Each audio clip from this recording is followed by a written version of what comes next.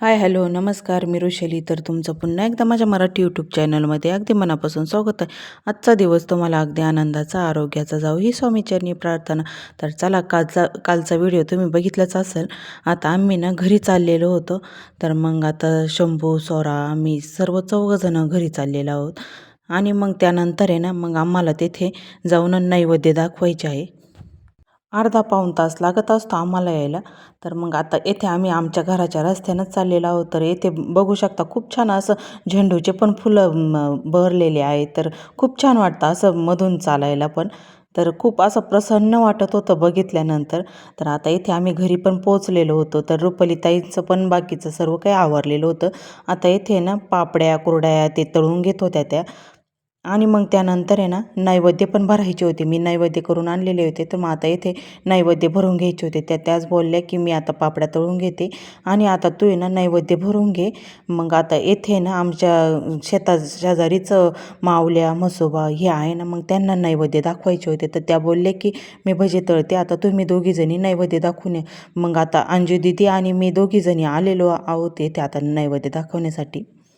संध्याकाळचा व्ह्यू पण तुम्ही बघू शकता. 5:30 वाजलेले असतील कदाचित. तर मग येथे ना खूप छान वातावरण झालेलं होतं. आणि आता येथे जेथे मावल्या आहेत तेथेच आता फुलांची पण शेती केलेली आहे त्यांनी.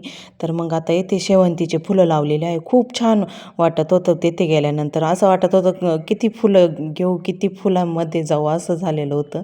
तर मग आता इथे ना फुलं पण खुडत होते ते ज्यांची शेती आहे ते फुलं पण खुडून घेत होते.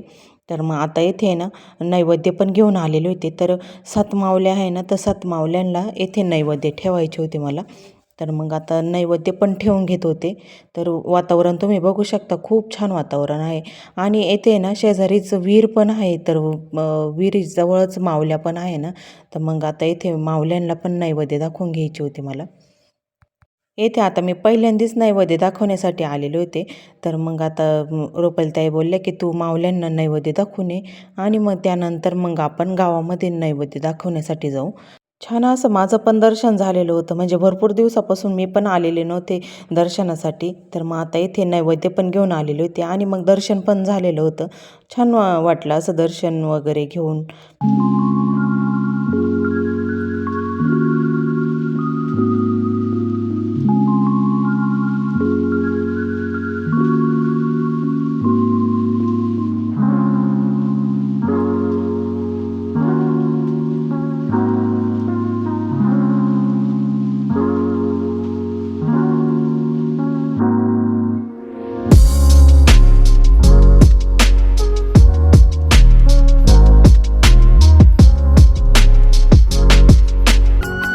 आता येथे ना नैवेद्य वगैरे सर्व काही दाखवायचे झाल्यानंतर आम्ही पण घरी आलेलो होतो.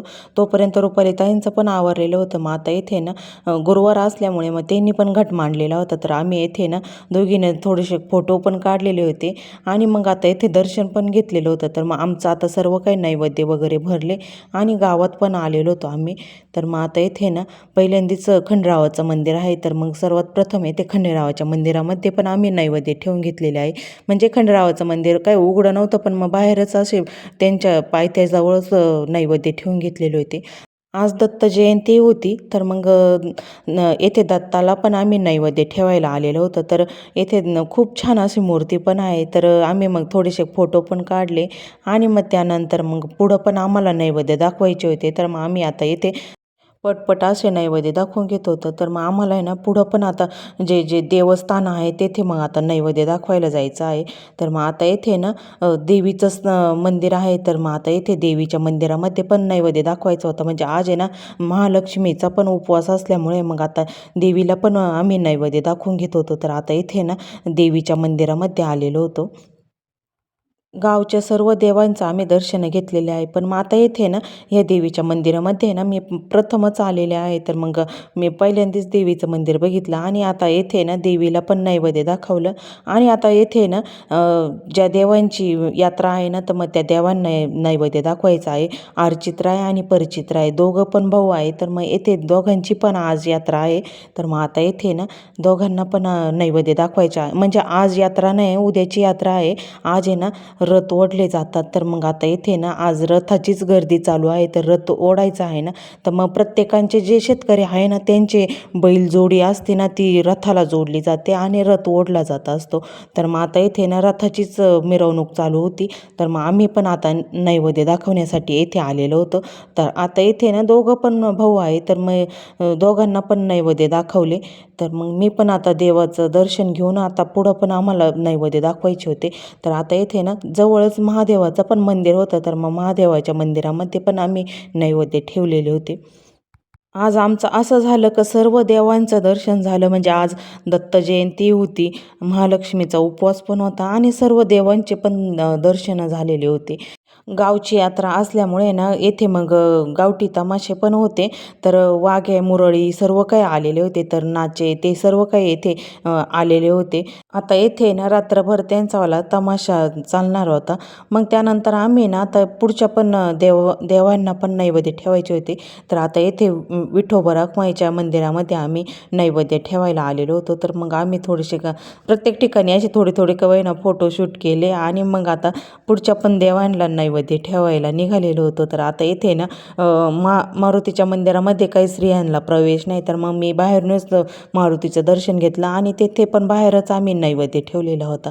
तर आता इथे ना चिंचखेड गावामधले पुरुषोत्तम महाराज आहे ना त्यांच्या इथे समाधी आहे. तर मग आता त्यांचं पण दर्शन घेतलं आणि स्वामी समर्थांचं पण दर्शन घेतलं. तिथं छोटंसं केंद्र भरत असतं. मग तेथे दर्शन घेऊन आम्ही बाहेर निघालेलो होतो. आता येथे ना जे पुरणाच्या पोळ्या राहिलेल्या होत्या तर बाकीच्या पुरणाच्या पोळ्या दीदी बनवत होती. तर दीदीनं सर्व छान अशा पोळ्या बनवलेल्या होत्या. आणि मग त्यानंतर आता आम्हाला पण उपवास असल्यामुळे आम्हाला पण उपवास लागलेला होता. तर आम्ही आता सर्वजण आता जेवायला बसलेलो आहोत. या तुम्ही पण जेवण करण्यासाठी. येथे सासूबाई पण बसलेल्या आहे. आम्ही सर्वजण आता जेवायला बसलेलो. सर्वजण असं मिळून बसल्यानंतर खूप छान वाटतं. तर मग आम्ही आता इथे ना सर्वजण जेवायला बसलेलो आहोत. गावाकडचं वातावरणच वेगळं असतं. खूपच असं खूप छान वाटत असतं. सर्वजण एकत्र बसतात, जेवण करतात. म्हणजे खूप असं असं मनाला पण छान वाटत असतं. तर गावाकडचं वातावरणच वेगळं असतं. आता आमचं जेवण वगैरे सर्व आवडले, भांडे घासले, पण वारं खूप आहे, इतकी थंडी वाजली. तर आम्ही शेकोटा केला इथं. मग आता सर्वजण शेकायला बसलोय. या तुम्ही पण शेकायला. आणि चंद्र पण खूप छान आहे. तर इथे बघू शकता तुम्ही पण. आणि उजेड तर इतका म्हणजे त्याचा उजेड खूप पडलाय.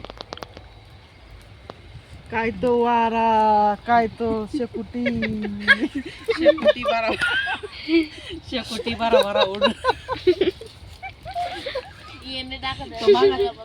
येथे आमचं आता सर्व घरातलं आवरल्यानंतर भांडे वगैरे घासायचे झाल्यानंतर आम्ही आता आहे ना इथे बाहेर पण शेकोटी केलेली होती. तर रुपालीताईने शेकोटी बनवली आणि मग आता आम्ही सर्वजण आता इथे शेकायला आलेलो होतो. आणि म्हणजे एक सांगायचं राहिलं का रुपालीताईंचा पण एक चॅनल आहे. तर जाधव फॅमिली ह्या चॅनलवरती तुम्ही जाऊन नक्की सर्च करा. तर त्यांच्या चॅनलवरती पण खूप छान छान व्हिडिओ असतात. तर चॅनलला जाऊन सर्च चला मग करून लय आणि थंडी सबस्क्राईब वाढली, या करा. शेकायला तुम्ही. आता आम्ही जेवण बिवणं करून बसलोय शेकुटी करून शेकायला. मस्त चंद्राचा उजेड पण आहे, भारी आहे. आज पौर्णिमा इथं. या तुम्ही पण मग शेकायला. असं गावाकडचं वातावरणच खूप वेगळं वातावरण असतं. तर असं शहरामध्ये ना आपल्याला शेकायचं जरी म्हटलं तरी लाकडं विकत घेऊन आणि मग आपल्याला शेकोटी बनवावं लागत असते. पण मग ती शेकोटी कुठे बनवायची काय सर्व काही प्रश्न पडत असतात. गावाकडं असलं तर म्हणजे असं सगळं काही मोकळंच वातावरण असतं. तर म्हणजे खूप असं छान वाटत असतं. तर चला असा होता आजचा व्हिडिओ आवडला असेल तर व्हिडिओला लाईक करा, कमेंट्स करा आणि चॅनलला सबस्क्राईब केलेलं नसेल तर चॅनलला पण लवकरात लवकर सबस्क्राईब करा. चला असेच नवनवीन व्हिडिओ तुम्ही पण बघा आणि उद्याचा यात्रेचा पण व्हिडिओ तुम्हाला लवकरच